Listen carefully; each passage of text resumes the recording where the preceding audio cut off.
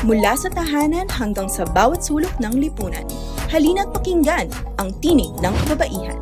Isang oras ng makabuluhang talakayan tungkol sa karapatan, karanasan, at hamon na hinaharap ng kababaihan. Tumutok tuwing Biyernes, 1:00 ng hapon sa Radyo Magazine 1278 AM at Capital 104.3 FM. Sumali sa online usapan sa ating livestream sa Facebook page ng Philippine Commission on Women, Radyo Magazine, at The Capital FM at sa YouTube channel ng Radyo Magazine. Sabado replay, meron din tuwing 12:00 ng tanghali sa Radyo Pilipinas, Radyo Publiko 738, TV Plus Channel 3 at the For the Box Channels 45 hanggang 49. Makinig, manood, at manindigan. Ito ang Tinig ng Kababaihan. Lakas ng pagko, tinig ng kababaihan, tanong na madahalaga niyang. Happy TNK Day po, Pilipinas. Kayo po ay nakatutok sa programang tumatalakay sa gender equality at women empowerment. Mula po sa Presidential Broadcast Service, Bureau of Broadcast Services, ako po si Sharon Enriquez. At mula naman po sa Philippine Commission on Women, ako po si Jessel Aquino.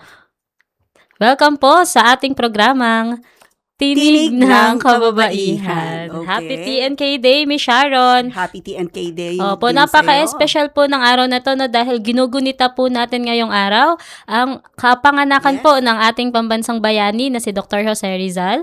Ipinakita nga po ni Rizal, no, na sa pamamagitan ng kanyang mga akda at advokasya, ang kahalagahan ng dignidad, edukasyon at mahalagang papel ng kababaihan sa paghubog ng isang makatarungan at maunlad na lipunan. Pero mga ka-TNK, alam ba ninyo na maaari rin tayong maging bayani sa ating mga sariling paraan? Paanong paraan naman yan magagawa, Miss Jessel? Opo, sa pamamagitan po ito, no, ng pagsulong ng isang safe space na bansa, lalong-lalo na sa mga pampublikong lugar. Isa sa mga pwede nating gawin, Miss Sharon, at mga ka-TNK ay ang pag-report po, no, ng mga insidente ng catcalling, pambabastos at harassment na ating nasasaksihan. Okay, saan naman natin maaaring i-report dyan, Miss Jessel? Opo, maaaring mag-report po sa HR office po ninyo, Guidance Office, Committee on Decorum and Investigation o CODI, Barangay Vow Desk, PNP Women and Children Protection Desk, at maging sa mga security personnel, traffic enforcer at MMDA. At iyan nga po ang ating aalamin ngayong araw sa ating episode na pinamagatang MMDA Hotline 136, Making Metro Manila Roads Safe Spaces for All. Interesting ang topic na ito, Miss Jessel. Pero bago tayo tumungo sa ating diskusyon, batiin muna natin ng happy TNK listening ang lahat ng nakatutok sa ating programa sa Radyo Magazine, Capital FM, at PBS Receiver App. Happy TNK viewing naman po sa lahat ng nanonood sa ating live stream sa Facebook ng PCW Radio Magazine at Capital FM at maging sa YouTube channel ng Radio Magazine. At hello rin po sa mga nakikinig sa ating episode replay sa Radyo Pilipinas, Radyo Publiko 738 at sa Radyo Pilipinas Facebook live stream tuwing Sabado po yan mula 12:00 ng tanghali hanggang 1:00 ng hapon. At shoutout din po sa mga nanonood sa ating programa sa TV Plus Channel 3 at the For the Box Channels 45 hanggang 49. Tuwing Sabado po yan kasabay ng ating episode replay. At kung sakaling gusto nyong balikan ang ating mga past TNK episodes, bisitahin din po lamang po ang ating website sa pcw.gov.ph, YouTube channel at Digital God Library. Ngayon naman, Miss Sharon at mga ka-TNK, dumako na tayo sa ating featured God Work for the Week. God work na good work? I-flex na yan! Sa featured God work, hindi lang basta pasado, dapat stand out sa pagbabago. Kung may game-changing na adhikain, deserve ipatrending. Ordinansa para mabawasan ang teenage pregnancy ipinasa na sa Kalinga. Nagpatupad ang pamahalaang panlalawigan ng Kalinga ng ordinansang naglalayong mabawasan ang adolescent pregnancy at risky behaviors ng mga kabataan sa lalawigan. Sa ilalim ng Protected or Protect Bata Kalinga Ordinance, bubuo ng Adolescent Health and Development Council na mangunguna sa pagpapatupad ng komprehensibong sexuality education, pagpapalawak ng access sa reproductive health services at pagbibigay ng psychosocial support sa mga kabataang magulang.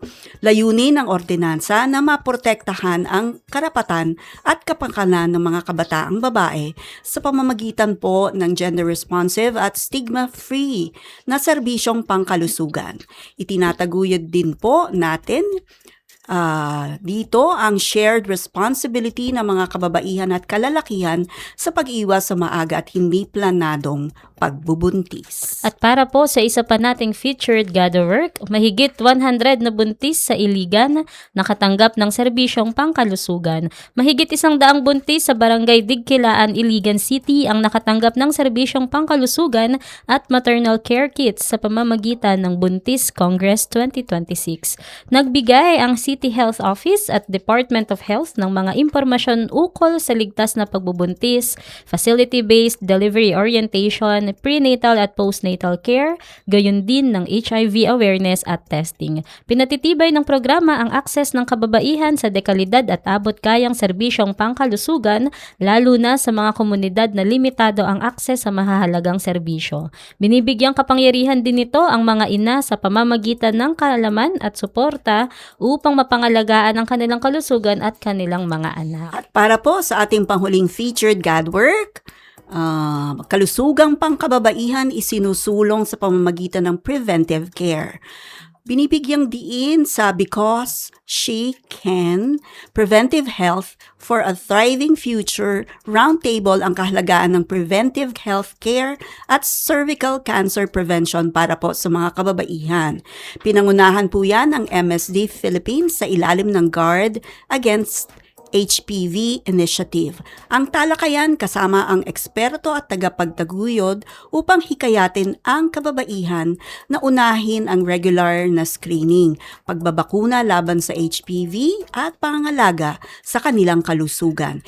Ipinapakita rin po ng inisyatiba na ang pagbibigay ng ligtas na espasyo at tamang impormasyon ay mahalaga sa pagbasag ng stigma kaugnay ng reproductive health. Sa pamamagitan po ng kaalaman at maagang pagkilos, nabibigyang kapangyarihan ang kababaihan na gumawa ng mga desisyong makabubuti sa kanilang kalusugan at kinabukasan. Good job po sa lahat ng ating kapwa advocates sa kanilang mga gather work. Ngayon naman mga ka-TNK, dumako na tayo sa ating hashtag Say sa TNK.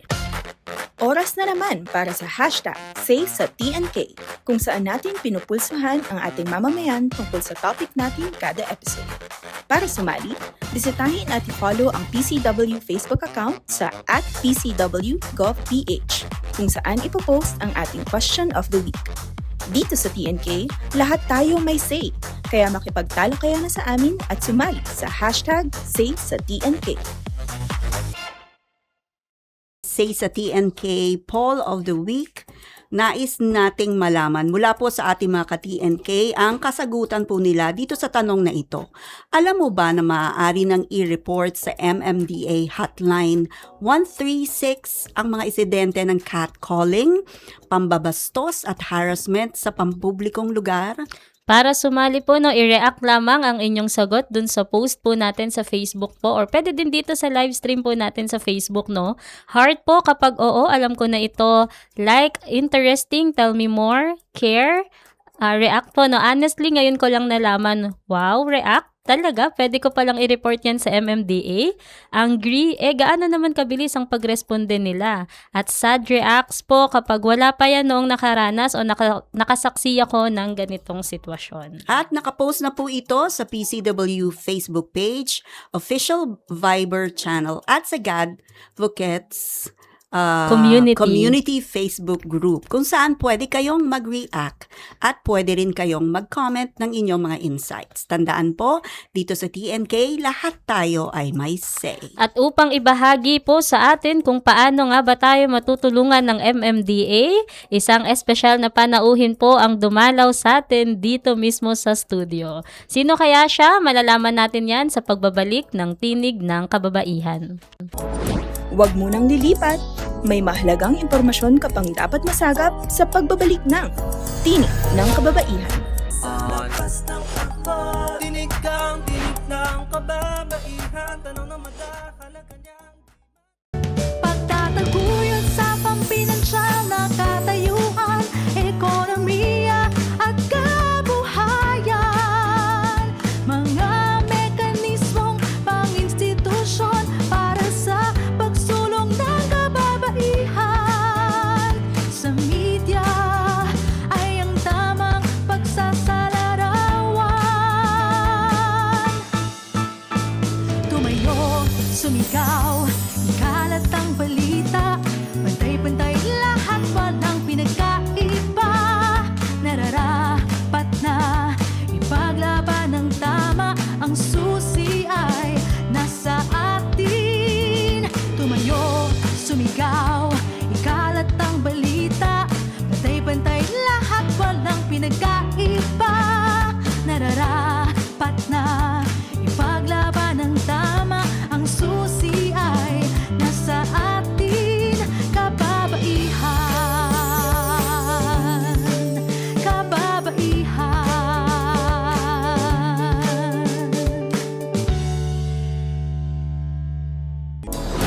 Tuloy ang daloy ng diskusyon. Nagbabalik ang inyong kaagapay sa pagkakapantay-pantay at pagpapalakas ng kababaihan. Ito ang Tinig ng Kababaihan.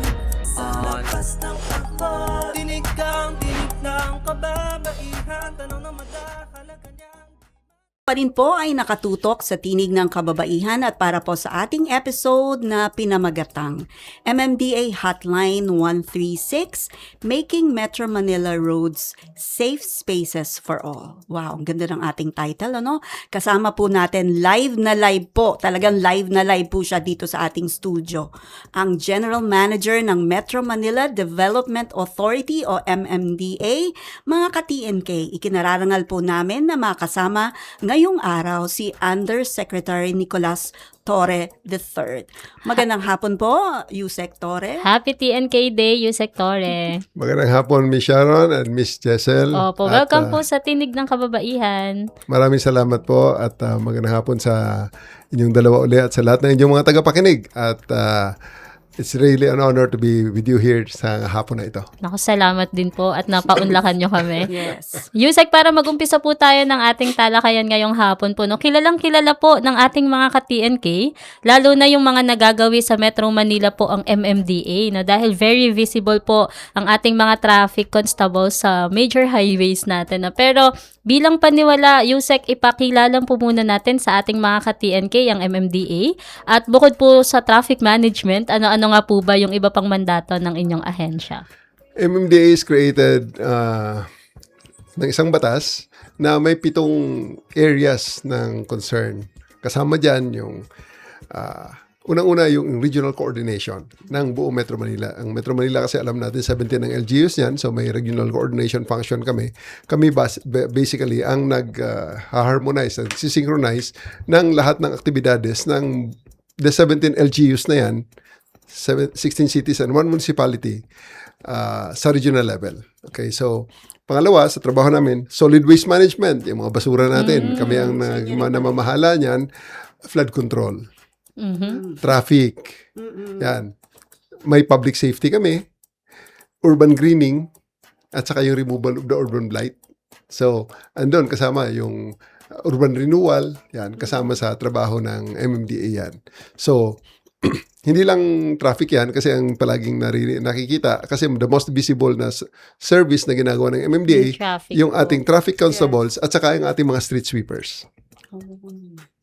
So yan, marami pa tayong ibang mga ginagawa in accordance sa ating pitong mandate na yan. Okay. Para po sa mga hindi pamilyar, Yusek, ano po ang MMDA Hotline 136? Diretso na po tayo dito sa ating specific na trabaho po or mandate po ba ito or program ng MMDA at ano po ang concerns na maaaring i-report po dito at kailan po nag-umpisa itong MMDA 136 Hotline? Ang MMDA 136 Hotline ay isang service hotline. Okay? Mm. Public service hotline, koneksyon ng tao sa gobyerno. Yan ay matagal na. Hindi lang masyadong napapansin, pero sa ngayon ay ating ina-advertise. Sapagkat ito ay isang ino-offer namin sa ating mga kababayan na paraan ng pag-connect sa gobyerno pag sila ay may pangangailangan, especially during emergencies. So, meron kaming ibinibigay na service guarantee dyan. 555. We will answer you in 5 rings. Subukan yung tawagan. 5 rings, sasagutin kayo. Kung kayo ay tumawag dahil kayo ay nagkabanggaan, sa isang lugar na covered ng MMDA, ang 10 radial roads at ang 6 circumferential roads natin, essentially yung mga malalaking kalsada ng Metro Manila, EDSA, Quezon Avenue, Commonwealth, C5, Ross Boulevard, at Shaw Boulevard, yung mga nandun, ang mga nakadeploy ng mga MMDA. Pupuntahan namin kayo sa loob ng 5 minuto. Habang tumatakbo ang aming constable papunta sa lugar nyo, kung saan mga nagkabangaan, halimbawa nagkabangaan ngayon sa EDSA Shaw Boulevard, sabagay, andun na kaagad ang ating mga tao. Hinahanap na rin kayo ng ating mga CCTV operators doon sa ating command center. Kinukuha na ng picture, kinukuha na ng mga video para pagdating ng aming constable, sasabihin nila ng constable, pwede na po kayong tumabi, ipapadala na namin sa inyong Viber ang inyong mga pictures at banggaan para magamit nyo sa paggawa ng police report para sa inyong mga insurance claims kung kinakailangan. And then, ibig sabihin, because of the system, hindi magtatagal sa gitna ng kalsada ang mga nagbanggaan at gusto natin dyan is 5 minutes, wala na rin sila sa gitna ng kalsada. So, 5 rings, we'll answer, 5 minutes, we'll be with you, and 5 minutes, tapos ang concern sa gitna ng kalsada. Okay. Ganun Talagang kabilis. ko yan, nasubukan ko yan, Miss Jessel. Tinawagan ko nga yung hotline 136 kanina po ng isang ring lang ay nasagot na ako. At sabi ko nga magpadala ng photo ng isang lugar sa Commonwealth at parang wala pang 1 minute o 38 seconds ay napadala na po sa aking Viber. Ganon po kabilis. Hindi po, hindi ba yung kinausap ko, i-ready mo na, talagang, abrupt or talagang walang, Walang setup. walang set. Walang Yes. setup. Ayun po. At idadagdag ko, Miss Sharon, kasama sa pwede mong itawag ngayon. Halimbawa, ikaw ay tinitikitan, hinuli ka sa isang lugar. Sir, andito ako sa EDSA Reliance, pwede bang tingnan niyo ako rito dahil parang kinukutongan ako. Or, nandun ka sa isang waiting shed, gabi, sa gitna ng EDSA, sa harap ng EDSA Heritage Hotel. At medyo takot ka dahil wala kang kasama. Tawag ka sa 136, sir. Ano ba ito sa paligid ko? Parang may nakatingin dun sa medyo malayo sa akin. Parang tinitingnan ko, baka hold upper ba to or ano? Makapag-responde kami, pwede ka namin samahan, or at the very minimum, isa-scan namin through our CCTVs kung ano nasa paligid mo at sabihin namin, okay po, ito po ang sitwasyon mo dyan. Wow, para akong may kasama, para hindi ka nag-iisa. Kahit Yes. madilim, parang may kasama ka. Opo. Okay. Yusek, bukod po dun sa mga nabanggit nyo na po, maaari na rin daw po kasing gamitin yung hotline 136 po para dun sa mga kaso ng catcalling, pambabastos o harassment po sa pampublikong lugar. Tama po ba? Yes po.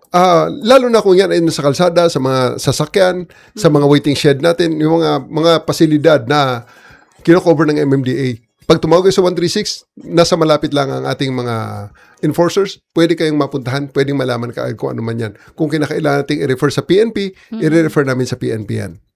Parang, kunyari, may nambastos. Yes. Pwedeng-pwede na akong, kumbaga, Yes. mag-dial. May contact din tayo, ang ating command center, may contact din yan sa PNP, sa barangay, or sa kung anumang appropriate agency na makakatulong sa inyo. Okay. At sa ngayon po, ilan na po ang mga na-action na natulungan ng Hotline 136 kaugnay ng mga ulat ng catcalling, pambabastos, o kunyari paninipol, or nagsabi na, uy, sexy, at iba pa pong harassment. Meron po ba kayong datos? Sa ngayon po, yung mga crime incidents kasi, hindi namin re-record, pero sa totoo lang sa ngayon, after this program, medyo palagay ko ay baka dumami na ang tawag sa amin. Kasi sa ngayon, ang tawag sa atin, traffic accident talaga, yung mga obstruction, yung mga road clearing, at saka yung latest namin na inad dyan, yung pagbabantay sa ating mga estero, at saka yung mga litterings, yung mga litter bag, yung nagtatapon ng mga basura kung saan-saan, yun ang nahuhuli ng ating mga CCTV, pinupuntahan natin para mamultahan. Ayun. Pero sa ngayong nagulat nga ako na hindi gaanong alam na may 136 at siguro dahil mayroon pa namang iba-ibang mga hotlines at iba-ibang mga naka-publish na mga emergency numbers, Yes. kaya ang 136 hindi pa siguro gaanong Opo nga. Ganun nalalaman po. nabibigyan ng mileage. So sa ngayon, ako yung masaya-masaya na binigyan ng pagkakataon na ito may offer namin sa kababaihan for the safe spaces kasi sa MMDA kami naniniwala na ang ating mga kalsada ay dapat ay maging safe para sa lahat.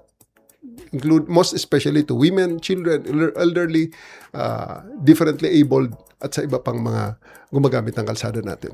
Yun po talaga yung natin, gusto natin, Yusek, no, ng isang ligtas po. Hindi lang actually Metro Manila, no, kundi buong Yes. Pilipinas po. Yusek, kanina nabanggit nyo na po na nagre-referral na lang po kayo, no, na parang may na-receive po kayo na tawag and then nire-refer nyo po dun sa mas tamang ahensya po ng PNP kasi sila po yung implementors ng mga batas po. Yusek, paano po iba pang proseso ng MMDA dun sa mga reklamong may kaugnayan po sa Safe Spaces Act? And ano po yung maaasahang aksyon ng ating mga kababayan, especially po ng mga kababaihan, no, mula sa MMDA po, pag nag-report sila ng mga ganitong concerns po?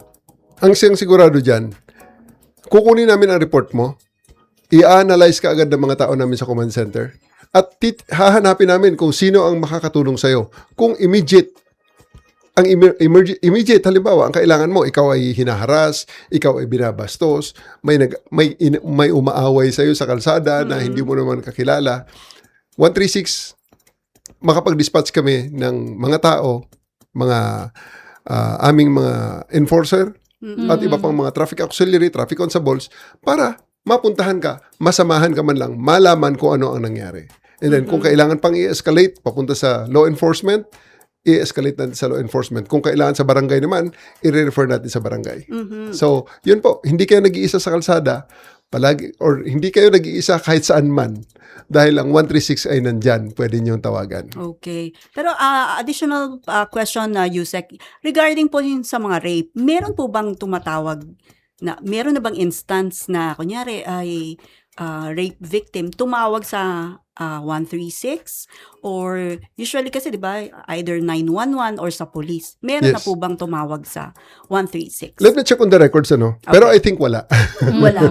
hindi pa ganun ka-extensive ang info drive namin sa 136 na nagagawa ngayon. Kaya para ito ay, kasi totoo nga naman, ang emergency hotline talaga natin 911. Sa amin naman is support ito. If ever, for whatever reasons, ay hindi nyo makontak ang inyong pulisya or ang inyong mga, kung ano mang mga ahensya, tawagan yung 136, tutulungan namin kayo, kami ang tatawag. Na mas mabilis. Sinisiguro kasi namin dito sa 136 na pag tumawag ka, sasagutin ka namin sa loob ng 5 rings. Yes. Okay, maraming salamat po Yusek Torres sa inyong ibinahagi. Pero mga ka-TNK, pansamantala po muna nating putulin ang ating usapan. Maya-maya lang po alamin naman natin ang yung sistema ng MMDA sa mabilisang pagdugon at pag-aksyon sa mga emergency reports. Mamaya po yan sa pagbabalik ng Tinig ng Kababaihan. Huwag munang lilipat. May mahalagang impormasyon ka pang dapat masagap sa pagbabalik ng Tinig ng Kababaihan. Lakas ng takbo, tinig kang tinig ng kababaihan. Tanong na madahalaga niyang Game, 1, 2, and... Paatuhon, balikat ulo, itapuetan, may wangat sus. Huwag mong titigan ang hindi sa'yo at maging disenteng tao. Pare, ang catcalling ay isang uri ng sexual harassment. Di biro ang sexual harassment at di nakakamacho ang pang-aabuso. Isang paalala mula sa Philippine Commission on Women.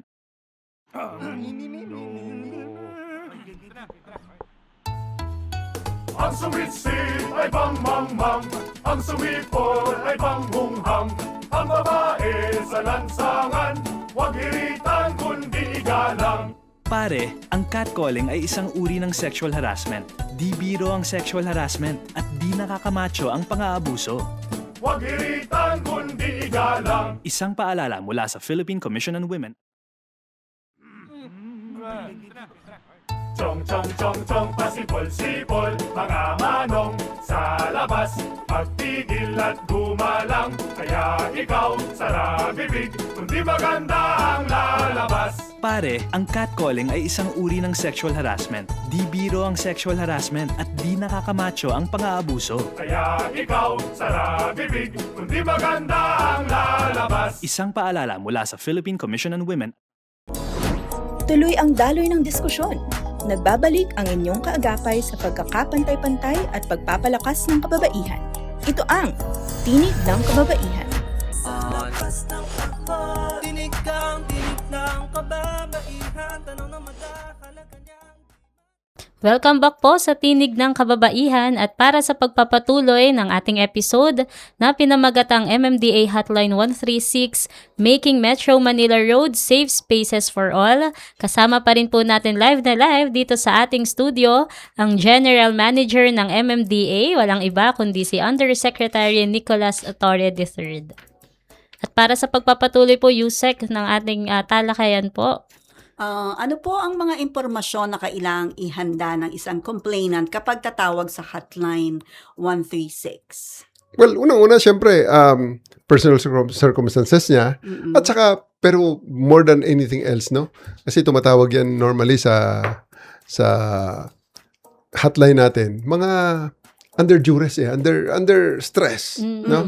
Unang-una muna, safety muna. Safety. Ano ba ang nangyayari? Ikaw ba ay hinaharas? Ikaw ba ay nagiging biktima ng catcalling and these things? Just make sure first na safe ka muna. Okay?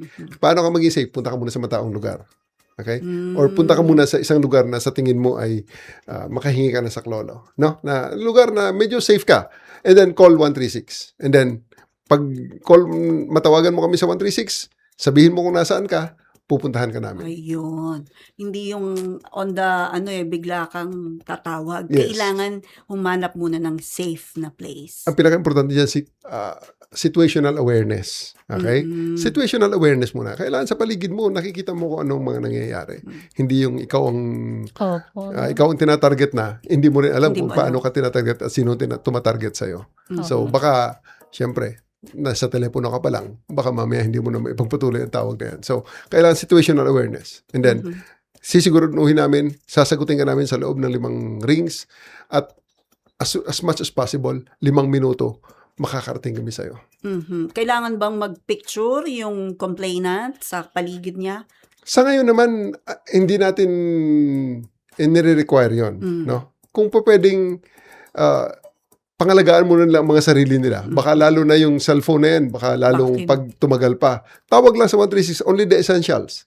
Tell us your name, tell us where you are, and then sasabihin na namin kaagad, okay ho, nakikita ho namin kayo rito sa aming camera. Yusek, kasama natin sa nakalagay po na actually sa RA 11313 or yung Safe Spaces Act nga po natin na ang MMDA po kasama ang PNP. Actually, meron po kayong mga mandato, parang responsibilidad under dun sa batas na yun. And nakalagay nga po na meron kayong, dapat meron po tayong anti-sexual harassment enforcers. No, sila po yung pag kami tumawag sa inyo, baka sila nga po yung pinapadala nyo. Yusek, ano pa po yung ibang ginagawa ng MMDA upang matiyak na agad na aaksyonan po yung mga reklamo ng harassment, lalo na kung nangyayari po ito in real time? And then may tanong din ako, Yusek, na paano nyo napapatunayan siguro na merong concern regarding sa catcalling? Yung mga videos po ba na meron kayo CCTV ay meron din po bang audio yon, ganon? Ganito, sa MMDA, talagang each and every enforcer na nandyan ay talagang tinitrain namin para maging anti-sexual harassment enforcer, no? Kasi hindi po pwedeng, hindi ako, okay na ho to. Ito, ihanapin natin o tawagin pa natin iba. Hindi. Ang goal namin dyan, lahat ay dumaan sa training, lahat ay dumaan sa deputation. Okay? So, pag sila ay deputized na maging enforcers ng anti-sexual harassment law, pagka-deploy sa kanila, anybody can be dispatched para sa mga calls ng anti-sexual harassment. Nagkataon lang na sa ngayon, hindi talaga naha-highlight pa yung facility natin ng 136. And hopefully, dahil dito, sa mga kababaihan na tumatawa, na nakikinig sa atin ngayon, now you know na hindi kayo nag-iisa. Naglalakad kayo sa kalsada, andyan si Big Brother na 136, nandyan lang sa paligid ng ating mga kamera.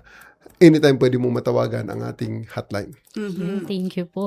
Yusek, actually, meron kaming, ang PCW po na ay nag-organize ng Cody Summit, and then ini-invite din po siguro namin yung MMDA para magpadala po kayo ng mga gusto nyo pa pong i-train na mga inyong mga officers, no, para sa Committee on Decorum and Investigation. Yes. Actually, what we are actually doing, ang mga ganyan mga training namin, ay nag-i-invite kami ng mga kung sino mga trainers. Because para hindi na kayo mahirapan, kami na lahat ang magkakarga. Meron kaming theater doon. Napakaganda. Ang sarap ng theater namin doon. 105-seater. Wow. Pag medyo puyat ka sa gabi nga lang, yun lang ang problema dahil makakatulog ka sa upuan. Very comfortable, very good. Theater type talaga siya. Napakaganda. So, magpa-training kami, ang mga trainers ang pinapupunta namin doon so that mas cozy, mas maayos ang environment at talaga ma-absorb ng ating mga trainees ang mga tinuturo sa kanila. Okay. Meron pong coordination po ba ang MMDA sa PNP, LGUs o iba pang ahensya kapag may natanggap na Safe Spaces Act complaint, which na-mention nyo po kanina? Pwede pong pa-elaborate pa po. Yes, kasi naman ang MMDA noon, mataas at malakas ang ating institutional partnership. Yes. Marami tayong mga committees na nagtatrabaho together with the other agencies. At ang pinakamataas kasi, ang Metro Manila Council, andyan ang mga LGUs. At pagkatapos meron tayong Regional Peace and Order Council, Regional Development Council, most especially yung Regional Peace and Order Council. Nandyan, kasama natin ang PNP, kasama natin ang DILG, kasama natin ang Bureau of Fire, Bureau of Jail, at ang iba pang mga stakeholders sa peace and order. Andyan pati yung Coast Guard, andyan din ang AFP dyan. Nandyan lahat yan na sa regional peace and order natin. Na ang chairman naman natin ay ang ating ang nagpipreside ng mga meetings ng Regional Peace and Order Council together with the President na elected ng RPOC. Yusek, paano naman po pinoprotektahan yung privacy at yung security naman po ng mga re-request or mga complainant po, no? And lalo na po itong mga kababaihan at menor de edad. Privacy? Yung privacy opo nila sa ang CCTV natin at ang ating command center, restricted area yan eh. Hindi naman kahit sino-sino nakakapunta at nakaka-access. So, ang information na yan ay talagang compliant. Meron tayong safety officer dyan at meron tayong data privacy officer. Okay. Salamat po, Yusek Torres, sa inyong ibinahagi uli. Ngayon naman po ay balikan naman natin ang say sa TNK ng ating mga TNK sa ating poll of the week, na yung ating question of the week is, alam mo ba na maaari nang i-report sa MMDA Hotline 136 ang mga insidente ng catcalling, pambabastos at harassment sa pampublikong lugar? At yun nga po, alamin natin kung ano yung mga say po nila dito sa question na ito. At mag-comment po kayo maya-maya after marinig po natin yung say po nila. Opo, Yusek, ito actually yung resulta ng ating say sa TNK poll po, no? 11.3% ang nag-heart react po. Sabi nila, oo, alam ko na ito. 21% po ang like, interesting, tell me more. 57.1% ang care. Honestly, ngayon ko lang nalaman. 6.7% ang wow, talaga, pwede ko palang i-report yan sa MMDA. At 3.4% po ang angry react, no? Gaano naman kabilis ang pagresponde nila. At 0.4% ang nag-sad react dahil wala pa yan noong nakaranas o nakasaksi ako ng ganitong sitwasyon. Dito po sa poll result natin, ang pinakamarami po ay yung care react, no? Yung 57.1% na honestly daw, ngayon lang po nila nalaman. Samantala, ito naman po ang insights ng ating mga ka-TNK. Okay, ito po ang say ni Sean Kyle Flores. Kung tutugon sila sa mga reklamo, dapat ay agarang aksyon at responde ang maipakita nila. Ngunit sa tingin ko, mas makabubuti kung kukuha ng mga litrato at video bilang ebidensya. Tumawag sa complaint hotline 888 988 at formal na magsampa ng reklamo sa pulisya o korte kapag may insidente ng aabuso o pambabastos sa mga kababaihan. At Yan po kay Sean Kyle Flores. At say naman po ni Tricia VC, sana walang victim blaming o shaming sa part ng MMDA officer na tatanggap ng report. Sana i-report naman ng victim survivor sa PCW kung hindi gender sensitive at gender responsive ang MMDA officer na tumanggap ng report. Salamat PCW sa post na ito. At ito naman po ang say ni Litz Del Rosario. This is good for all of us women. At say naman po ni Christian Ibana, maganda ito dahil nagbibigay ito ng boses sa mga biktima at nagpapaalala sa publiko na hindi katanggap-tanggap ang anumang uri ng harassment. Mahalagang malaman ng lahat na may takbuhan tayo para sa ating kaligtasan. At ito naman po, maraming salamat po pala. Kala ko may additional pa sa mga nagbigay ng kanilang mga insights. At syempre, sa ating pagbabalik, alamin naman natin kung ano yun naman ang Masasabi, no? ni Yusek Torres sa TNK ng ating mga ka-TNK. Abagan po yan natin sa Tinig ng Kababaihan. Huwag munang lilipat. May mahalagang impormasyon ka pang dapat masagap sa pagbabalik ng Tinig ng Kababaihan. Lakas ng pagpag, tinig kang tinig ng kababaihan. Tanong na madahalaga niyang Di ka kukupas dahil ikaw ay ginto. Ginto.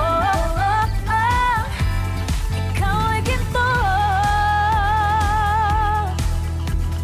Kaya mong itaguyod ang karapatang pantao. Kung kaya nila, kaya mo rin ito. Kaya't wag mong kalimutan, ikaw ay ginto.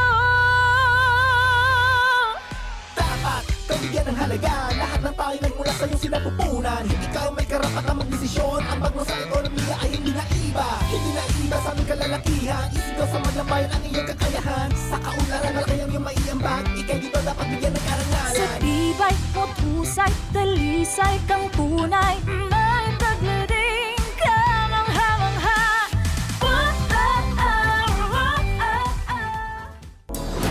Tuloy ang daloy ng diskusyon. Nagbabalik ang inyong kaagapay sa pagkakapantay-pantay at pagpapalakas ng kababaihan. Ito ang Tinig ng Kababaihan. Lakas ng pagpag, tinig kang tinig ng kababaihan. Tanong na madahalaga niyang Kayo po ay nakatutok pa rin sa Tinig ng Kababaihan at kasama pa rin po natin live dito sa ating studio si MMDA General Manager Yusek Torre para sa ating episode na pinamagatang MMDA Hotline 136 Making Metro Manila Roads Safe Spaces for All. Bago po tayo dumako sa ating last question, Yusek, ano po ang masasabi ninyo sa say ng ating mga ka-TNK at sa resulta po ng ating poll kanina? Wow, it's really an eye-opener, no? Na talagang mas malaking mas malaki pang trabaho ang aming gagawin para ipaalam sa ating mga kababayan. Kasi malaking eye-opener sa amin na marami pa palang hindi nakakaalam. 57% ang hindi nakakaalam ng Opo. existence ng MMDA Hotline 136. So, okay, nagpapasalamat talaga sa program natin na naipakita natin na meron palang 136 na pwedeng matawagan para makahingi ng tulong. Okay. Maski ako nga rin po, Yusek, ngayon ko lang nalaman, meron pa pala akong tatawagan other than 911, di ba? Yung 136. Kaya tandaan po natin, mga ka-TNK, meron na pong additional mga numbers na mga emergency hotline na pwede nating tawagan.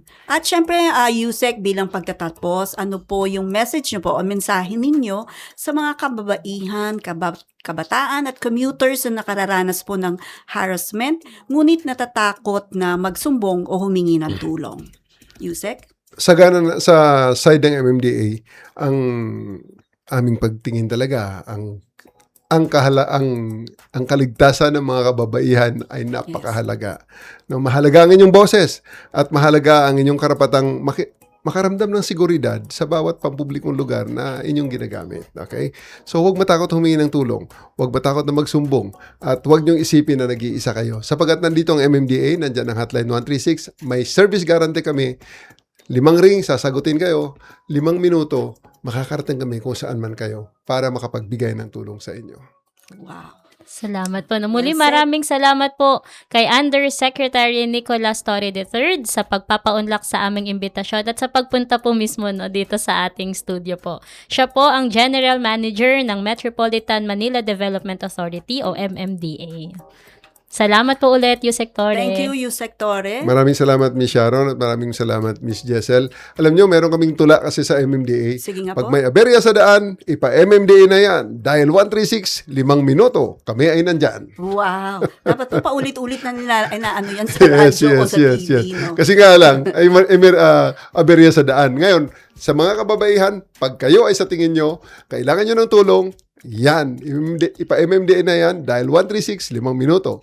Kami ay nandyan. Yun, dial 136 daw po at 5 minuto nandyan daw po ang MMDA. Kaya Yusek, tandaan po yan, mga Opo. ka-TNK.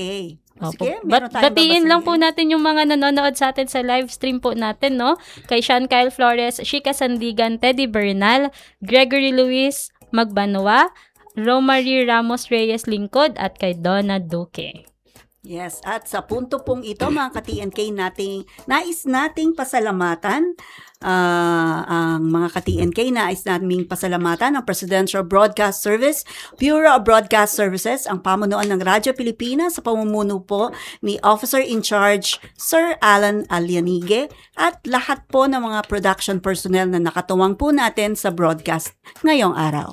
Salamat din po sa mga nakasama natin mula sa Philippine Commission on Women na pinamumunuan ni Chairperson Ermelita Valdeavilla at sa Social Marketing Section ng PCW na bumubuo sa TNK Production Team. At tandaan, maaari po tayong maging bayani sa ating sariling paraan tulad po ni Dr. Jose Rizal na nagsulong ng dignidad, edukasyon at mas malawak na pagkilala sa mahalagang papel ng kababaihan sa lipunan.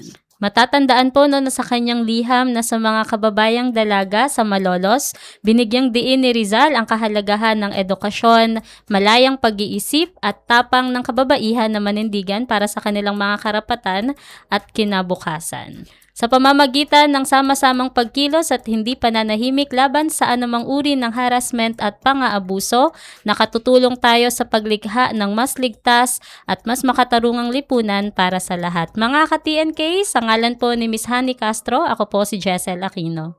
At ako naman po si Sharon Enriquez. At muli, happy birth anniversary sa ating pambansang bayani na si Gath Jose Rizal. Opo, dahil bukas din po ay ang ating World Refugee Day at Yes. nakikiisa rin po kami sa pag-obserba po nito. Manatiling nakatutok sa ating himpilan hanggang sa susunod na episode ng ating programang Tinig ng Kababaihan. Tinig ng kababaihan. Tanong na madahalaga niyang di matatawa.